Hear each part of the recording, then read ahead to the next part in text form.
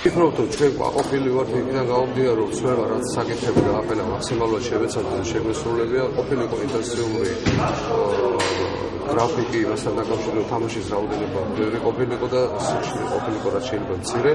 ჩვენ აქედან შევეცადეთ, რომ ეს ყველაფერი შემოსრულოთ. თქვენ ალბათ ყურადღება მიაქცევთ, რომ როგორ სერიოზულ ქვეყნებთან აქვს ჩვენ აგრებს თამაშები, თან ესეთი არცერთ წელს არ ყოფილა და ამასთან ერთად არის ის ფაქტორიც გასათვალისწინებელი, რომ 6 დღის განმავლობაში ევროპის ჩემპიონატზე 6 დღის განმავლობაში 5 თამაში უნდა ჩაატაროს ნაკრებმა და ფიქრობთ, რომ აი ამ მომზადებით უკვე ფიზიკურად მზად იქნება და შეეცდება, რომ შემდეგი ეტაპი გაბარგოს. შეკვეთა ასე ვთქვათ, იყო მოსაგული ფრონტა შტაბიდან და მაქსიმალურად ამ შეკვეთასთან მიახლოვებული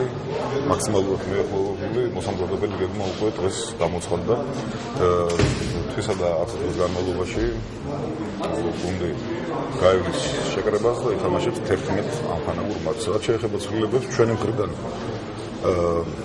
ცვლილებებს არ ველი, იმიტომ რომ ჩვენ არ ვატარებთ დაუშვათ თბილისში და საქართველოში არც ერთ მატჩს.